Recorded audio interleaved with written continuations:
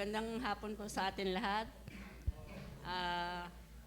Bagamang ako'y Thanksgiving na nung Thanksgiving natin nung last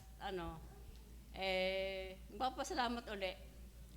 Ako nagpapasalamat uli sa Panginoon sa panibagong taon na pinagkaloob niya muli sa atin na ngayon ay 2026 na, tayo'y narito pa rin lahat at nagpapatuloy sa Panginoon.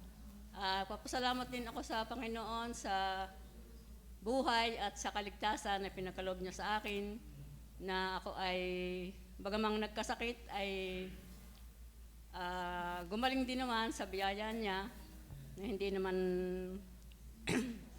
kumbaga hindi naman pinatagal ng Panginoon at nakarecover din agad. Salamat din sa Panginoon sa mga biyaya at mga pagpapalang patuloy niya pinoprovide sa aming family.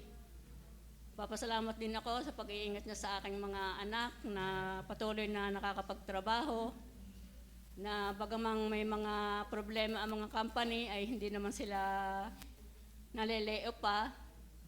Sana patuloy pa sila sa trabaho nila. At ako nagpapasalamat din na hindi rin sila nagkakasakit at patuloy na nakakapagtrabaho. Papasalamat din ako sa JABC family at sa pastor na patuloy na gumagabay sa atin, sa merit group na patuloy na nakakapagsama-samang muli ngayong taong ito. Sana tayo ay lalo pang lumakas sa Panginoon.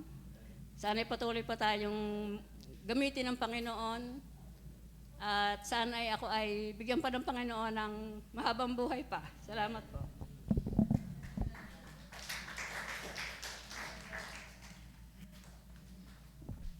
Amen.